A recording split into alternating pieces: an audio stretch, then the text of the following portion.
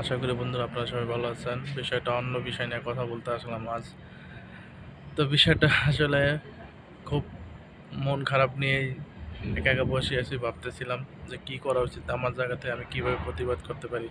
কারণ আমি থাকি দূর প্রবাসায়, সৌদি আরবে থাকি। তো আমার পক্ষে তো দেশে আন্দোলন করা সম্ভব না।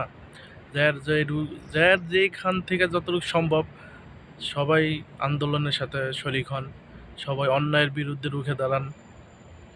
সেটা আওয়ামী লীগ হোক, বিএনপি হোক, যেই হোক না কেন, যে কোনো ক্ষেত্রে অন্যায়ের সাথে মোকাবেলা করতে হবে। অন্যায় যদি কেউ করে তার মোকাবেলা আমাদেরই করতে হবে।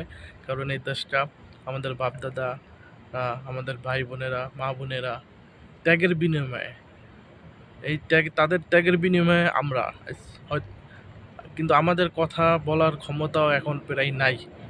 সেম সেম পাকিস্তান আমলে আমরা বসবাস করতেছি এক হিসাবে। যে বর্তমান সরকার, আমি সরকার বিরোধী না, কিন্তু বর্তমান সরকার কিছু কিছু সাবজেক্ট এরকম পরিস্থিতি করে রাখছে বা এরকম জুলুম করতেছে যা আসলে মনে হয় যে আমাদের স্বাধীনতা করাটাই, আমাদের বাপদাদারা যে স্বাধীনতা করেছে কষ্ট করে রক্তের বিনিময়ে, করাটাই মনে হয় ভুল হয়েছে। কারণ আমরা তো কথা বলতে পারি না, হয়তো এই যে আমি কথা বলতেছি, আমরা অনেকে বলবে যে আমি বিএনপি করি, আমি বিএনপির কোনো কর্মী, বা আমি জামায়াতে ইসলামী, আমি সন্ত্রাসী, আইএস, জঙ্গি, বাংলা ভাই শত, এরকম নানানটা। আমি রাজাকার, ভালো কথা রাজাকার। এখন আওয়ামী লীগের একটাই শব্দ, কেউ তাদের প্রতিবাদ করলেই রাজাকার। রাজাকারের নাতিপতি তৈরি আসে, এতদিন তো রাজাকার ছিল, এখন নাতিপতি পর্যন্ত চলে আসছে আওয়ামী লীগের কথায় যে আমরা রাজাকার।